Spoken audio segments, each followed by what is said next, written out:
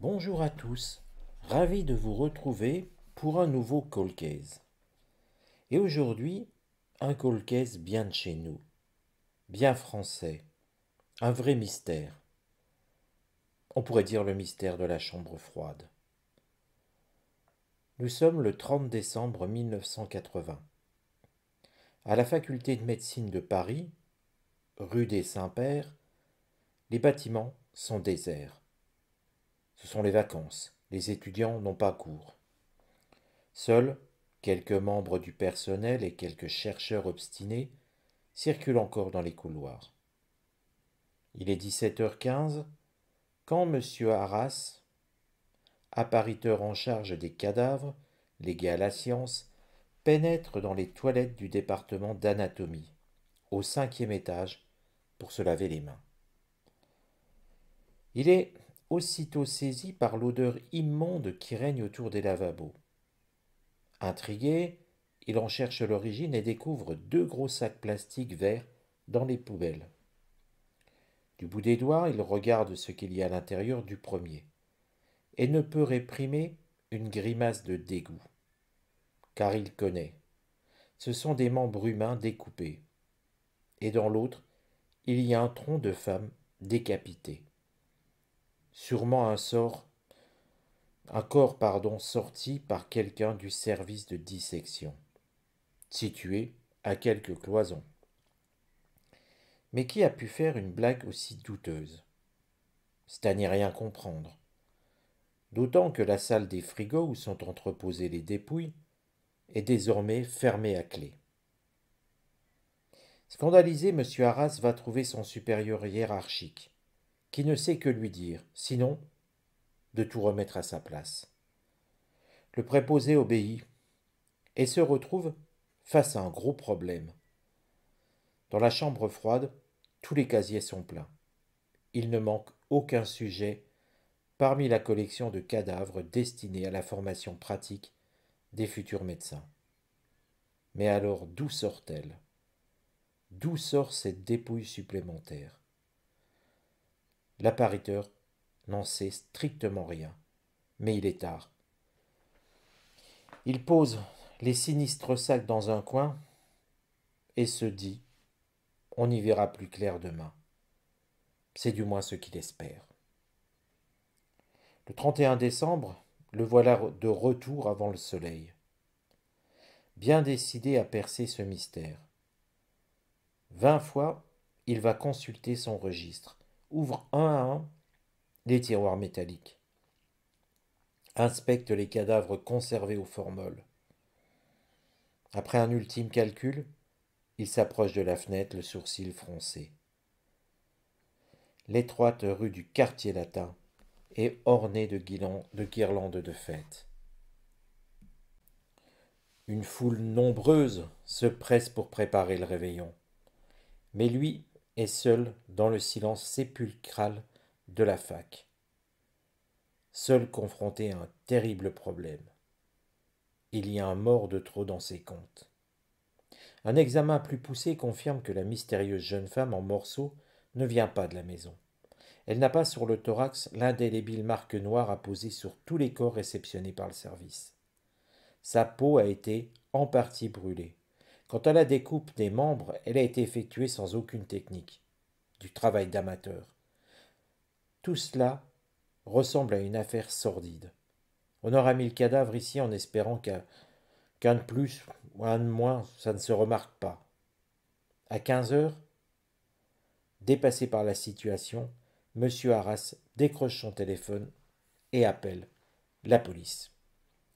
Le commissaire du 6e arrondissement, M. Vallet, se déplace en personne accompagné de 3 inspecteurs. Pendant quelques instants, il examine ce qu'on lui montre, puis conclut catégorique: c'est un travail de fou, un travail d'assassin. Il ne s'agit pas du tout d'une plaisanterie. Aussitôt, les pièces à conviction sont transférées à l'Institut médico-légal. Leur examen montre que le diabolique meurtrier a mis toutes les chances de son côté. Les 10 doigts de sa victime ont été soigneusement trempés dans la soude caustique afin d'en effacer les empreintes digitales. La surface entière de la peau a été frottée dans le but de camoufler tout signe particulier. La tête a disparu, et le ventre a été si parfaitement lacéré qu'il est impossible de déterminer si la malheureuse a été violée ou pas. Seul indice, les radiographies minutieuses du laboratoire permettent de déceler, de part et d'autre du coude gauche, la marque à demi évanouie d'une cicatrice ancienne, avec des traces d'agrafe. Un détail vraiment bien mince, mais qui va suffire à lever une partie du mystère. Car après 8 jours de recherche, le rapprochement est fait avec une autre affaire. Le 25 décembre, un cadre supérieur des Hauts-de-Seine a signalé la disparition de sa fille, absente de la table du réveillon. Signalement, 19 ans, 1,69 m, cheveux blonds, yeux noisettes. Signe distinctif, une légère balafre à la pliure du bras gauche. C'est elle. Sur le cadavre tronçonné jeté dans la poubelle de la fac, on peut désormais mettre un nom. Carole Simon, une jeune étudiante en art à l'Académie Julian, domiciliée dans un petit studio rue de Beaune, dans le 7e arrondissement voisin. Un déchirement pour la famille et une avancée capitale pour les enquêteurs. Mais en un certain sens, cette identification ne fait qu'épaissir le mystère. Rien dans la vie de cette sage gamine ne permet de comprendre ce qui a pu lui arriver. Depuis 2 ans que Carole a acquis son indépendance, elle menait une existence exemplaire. Chaque matin, elle quitte sa chambre à 8h30 pour se rendre à ses cours. Les commerçants qui la voient passer saluent la jeune femme gentille et discrète. Comme beaucoup d'adolescentes de sa génération, Carole aime porter d'amples blousons de cuir et des jeans étroits. Elle écoute souvent de la musique sur son Walkman et se comporte pour le reste en stricte jeune fille de bonne famille. Respectueuse de ses parents, elle leur téléphone presque chaque jour pour leur donner des nouvelles. 2 fois par semaine, sa mère vient mettre de l'ordre dans son appartement et remplir son frigo. Son programme est réglé comme une horloge. Le matin, à heure fixe, elle emprunte la rue de Verneuil, s'arrête à l'épicerie du coin pour y acheter un paquet de Tritz et un coca. Puis elle emprunte la rue des Saints-Pères et passe devant les énormes bâtiments gris de la fac de médecine. Son emploi du temps, des heures précédant le crime, est en partie reconstitué. Le lundi 22 décembre 1980, elle occupe sa journée à l'achat de cadeaux de Noël. À la nuit tombée, elle a rendez-vous avec Zen Zuneban, un Laotien de 24 ans qu'elle a rencontré en septembre au Palace, une boîte à la mode où il est videur. Depuis, ils sortent ensemble et se sont vus à 5 reprises. Ce soir-là, ils vont au cinéma, mais l'étudiante est si épuisée d'avoir couru les grands magasins qu'elle s'assoupit pendant la séance. Xen lui propose alors de la raccompagner chez elle. Il la dépose en voiture au bas de son immeuble et la voit disparaître dans le long couloir étroit et sombre. Il ignore en cet instant qu'il sera la dernière personne à l'avoir vue vivante. Quand il lui téléphone le 25 pour confirmer leur prochain rendez-vous, il tombe sur M. Simon, présent dans le studio de sa fille, fou d'inquiétude de ne pas la trouver. Seule trace du dernier passage de Carole, le journal Le Figaro du 23 décembre, posé sur la table. Cela signifie que le matin, elle était encore vivante. Mais ce n'est vraisemblablement pas là que le crime a eu lieu. Venus inspecter le logement, les enquêteurs n'y découvriront pas la moindre trace de sang. Mais alors, où est allée Carole en cette funeste veille de Noël? Qui a-t-elle croisé? Doit-on comprendre qu'un prédateur la guettait quelque part dans la rue? Ou depuis les fenêtres de la fac? L'a-t-il abordée sous un prétexte quelconque avant de l'entraîner dans les dédales de l'immense bâtiment? Il semble en tout cas que l'assassin connaissait parfaitement les lieux. Sans doute a-t-il procédé à la découpe sur place, dans une des salles de dissection parfaitement équipées. Mais comment a-t-il fait, au moins 1 heure durant, pour s'atteler à cet ignoble travail sans être vu ni dérangé? Subsiste l'hypothèse que le cadavre ait été démembré ailleurs. Le tortionnaire se serait débarrassé de la tête, partie la plus identifiable, avant de venir déposer le reste du corps ici. Sans doute espérait-il le glisser dans un des tiroirs réfrigérés. Puis, trouvant la chambre froide fermée à clé, il se serait rabattu sur les toilettes du 5e. Mais transporter un tronc, des bras, des jambes dans 2 sacs, même pendant les vacances scolaires. C'est loin d'être une folle discrétion. Comment se fait-il que personne n'ait rien vu? Après plus d'un mois d'une enquête minutieuse et plus de 100 interrogatoires, puis la piste du petit copain laotien écartée, les hommes de la brigade criminelle sont convaincus que le meurtrier est à chercher parmi les habitués de l'université. Mais ils sont très nombreux. 7000. 7000 usagers fréquentent quotidiennement la faculté de médecine. Alors qui? 44 ans après les faits, on ne sait toujours pas. Le tueur s'en est tiré et restera vraisemblablement impuni. Reste le souvenir d'un chercheur américain, vétéran de guerre au Vietnam, qui occupait à l'époque un bureau du 4e étage. Cet individu, qui effectuait de nombreuses recherches sur les animaux, était réputé pour les torturer avec un plaisir sadique et revendiquait sa fascination pour les corps en charpie. A-t-il voulu satisfaire son vice, une fois au moins, sur un véritable corps humain? Carole Simon l'a-t-elle payé de sa vie? Entendu qu'à l'époque, les enquêteurs n'ont rien eu à lui reprocher. D'ailleurs, ce chercheur avait été relâché, faute de preuves. Il est reparti depuis longtemps aux États-Unis. Peut-être la vérité a-t-elle traversé l'Atlantique avec lui. Mais peut-être n'avait-il rien à voir avec toute cette affaire. Alors qui des 7000? Qui des 7000 usagers de la faculté de médecine a pu commettre ce crime? C'est ce que je vous propose de regarder avec moi et l'oracle de Béline, de trouver des indications et peut-être une réponse à cette folle interrogation. Alors pour Carole Simon, on ne va bien sûr pas demander ce qui s'est passé. Elle a été assassinée et découpée en morceaux. Mais par contre, on peut peut-être essayer de savoir des choses sur la personne qui a commis cet acte. Et déjà peut-être le décrire physiquement. Comment était physiquement la personne qui a assassiné Carole Simon?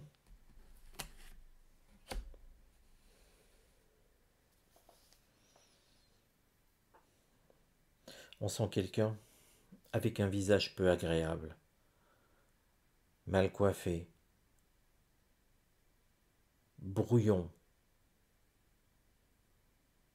Brouillon et avec une peau particulière,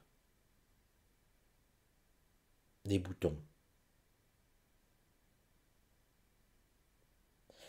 Quelqu'un d'assez agressif, avec des mouvements brusques. Mais ce qui marquera le plus, si on pouvait revoir une photo de l'époque, ce seraient ses boutons et ses cheveux hirsutes. Ni vraiment brun, ni vraiment roux, ni vraiment blond. Un espèce d'ensemble de cheveux châtains, mêlant un peu toutes les degrés du châtain.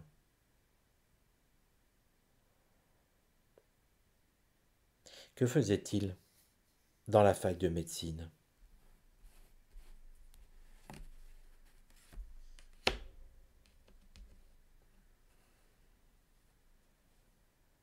Nous avons la carte présent.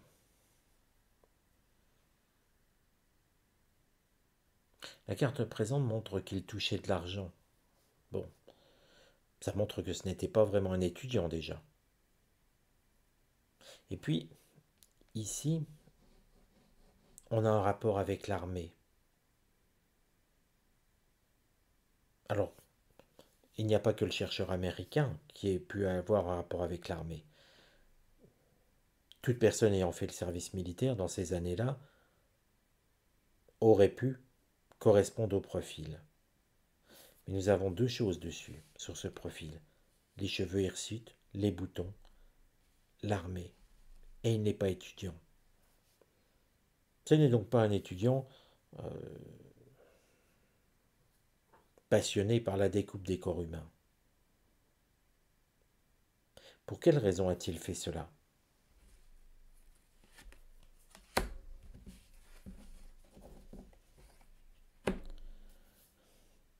C'est étrange. Nous avons une carte de communication. Visiblement, la communication avec Carole et cette personne, cet homme, ne s'est pas bien passée. On est même resté un peu en opposition. On pourrait parler de prise de tête, de divergence assez prononcée. À quel propos ces divergences? On a l'impression que l'homme cherchait à se rapprocher de Carole. Ce qui montre un homme qui avait déjà discuté avec Carole, ou en tout cas qui l'avait remarqué. Elle, beaucoup moins, pas du tout. Quels étaient les sentiments de cet homme envers Carole?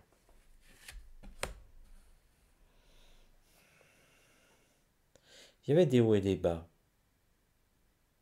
Il n'était pas constant. Ce qui montre aussi une personnalité un petit peu instable de la part de cet homme. Mais il était sous le coup des émotions. Carole semblait l'impressionner. Mais vous voyez, nous avons un manque de stabilité évident avec cette personne. Qu'est devenue cette personne après le meurtre de Carole?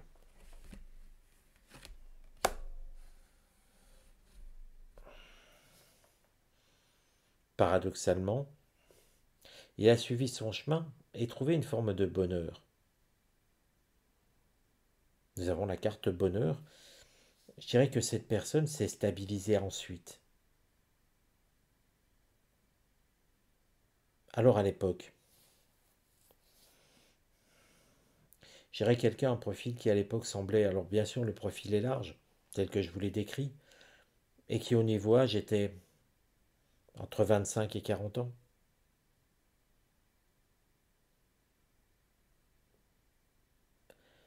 Donc c'est quelqu'un ouais, instable à l'époque, mais il s'est quand même trouvé le bonheur.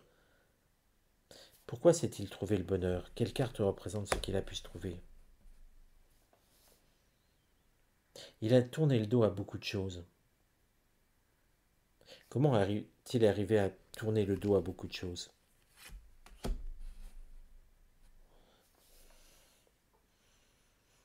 Il a découvert sa maladie.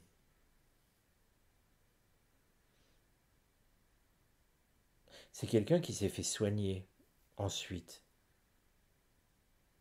Soigner pour des troubles au niveau de sa personnalité et de son mental. Où vit-il actuellement?